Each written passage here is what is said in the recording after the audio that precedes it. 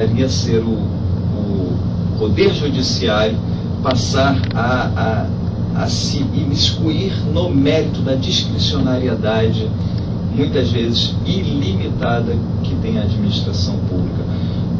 A administração pública, hoje em dia, ela está fazendo o que quer, não é verdade? Sem praticamente nenhum controle. E nós estamos falando de 6,5 milhões de pessoas no Brasil que estão fazendo concurso público e pagando por ele. O concurso público, ele não foi feito, não foi criado para dar lucro para esses órgãos ou para essas empresas, para essas bancas. Ele tem que ser feito e bancado ali apenas para o custeio da aplicação da prova. E quando o senhor mesmo colocou, são feitos concursos públicos sem a contratação de ninguém, o que é feito com esse dinheiro? Até que ponto o Ministério Público pode impor a devolução dessa verba ou desse dinheiro empregado para a realização dessa prova? O senhor acha que o Poder Judiciário ele tem se omitido na aplicação dos direitos ou até de leis analógicas na ausência de uma lei específica de concurso público? O senhor acha que ele precisaria realmente adentrar no mérito e não dizer simplesmente em muitas decisões, como eu já vi, que ele não pode se meter, se imiscuir no mérito da discricionariedade da administração pública? Olha, particularmente eu tenho uma posição que é uma posição de vanguarda no direito administrativo. No direito administrativo, os comentadores desse ramo do direito, eles são quase unânimes, né? É um direito bastante conservador. Muitas pessoas, muitos magistrados, muitos advogados, muitos membros do próprio Ministério Público, eles ainda adotam a escola do professor Eli Lopes Meireles, que é um grande administrativista, respeitado pela Escola Paulista, que faleceu em 1985. Né?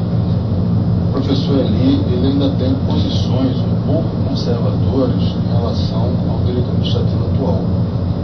Hoje já existe uma lei federal, não recordo o número, mas recordo o artigo, que é o artigo 50, inciso 7, que obriga que mesmo o ato administrativo discricionário seja motivado. É a Lei 9784 do Processo Administrativo Federal. Então, o ato administrativo, mesmo ele sendo discricionário, deve ser motivado por quê?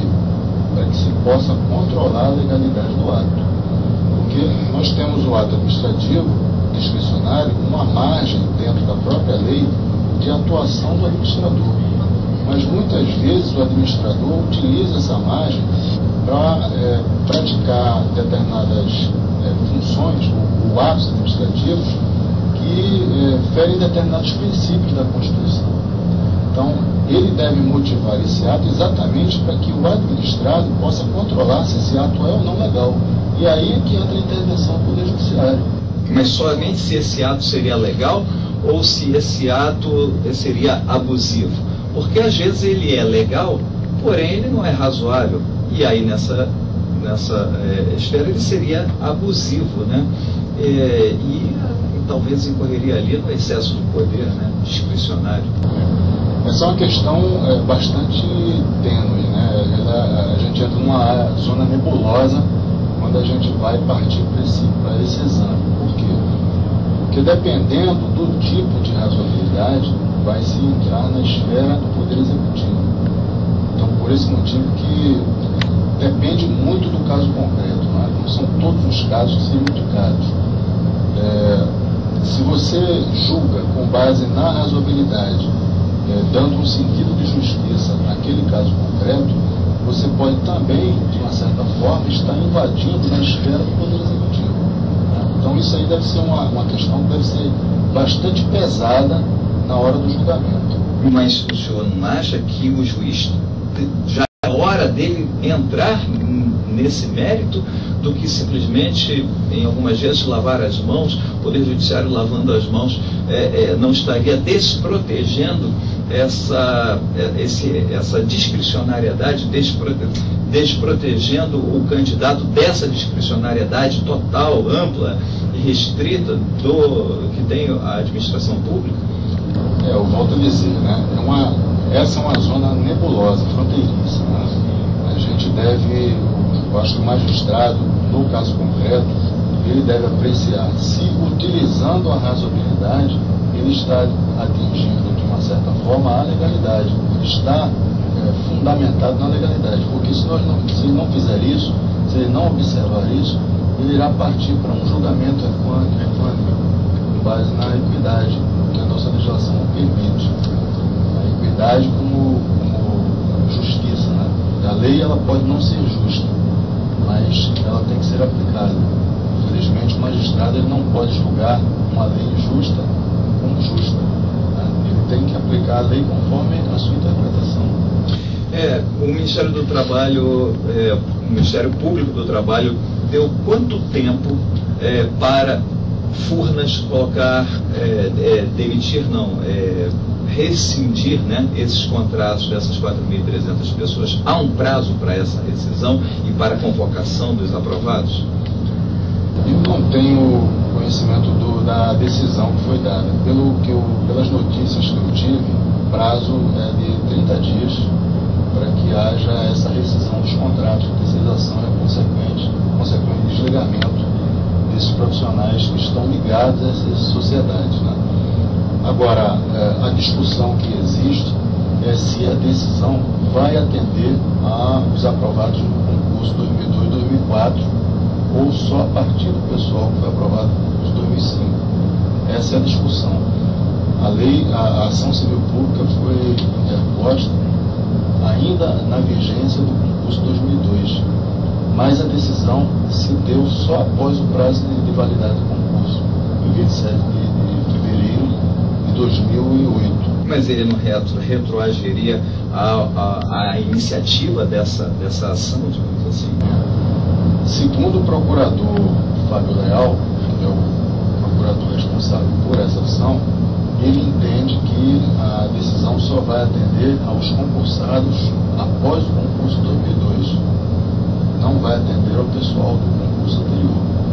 Exatamente porque haveria uma espécie de terceira prorrogação do concurso, que seria vedado pela Constituição. Então, só o pessoal que foi aprovado nos concursos seguintes é que poderiam ser contemplados. O que eu concordo, de certa forma, mas é uma questão ainda que cabe um debate, né?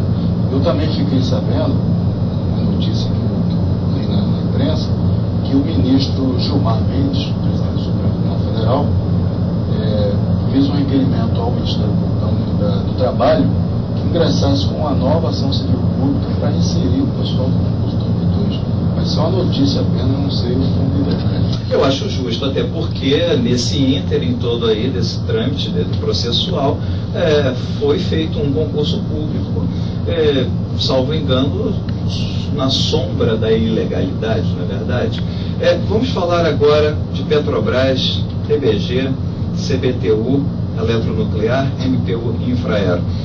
O senhor teve participação atuante em alguns casos nessas empresas, nessas entidades, nesses organismos, ou o senhor apenas como espectador ou como candidato? Eu também fui contratado por diversos candidatos, né, desses concursos. O concurso da Petrobras é um concurso onde é de conhecimento público a existência de um pouco mais de 176 mil profissionais terceirizados nas mais diferentes funções. Existem profissionais terceirizados de forma lícita e a sua grande maioria de forma ilícita. A própria Petrobras reconhece isso, reconhece a existência da terceirização.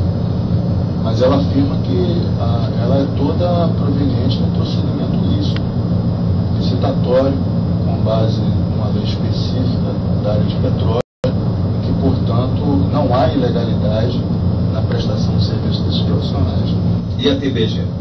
A TBG, transportadora Gasoduto Brasil Bolívia, ela abriu... Que é um braço da Petrobras. Ela tem tem uma situação um pouco peculiar em relação aos outros concursos. A TBG ela tem uma participação acionária de 4 sociedades, 3 delas privadas e uma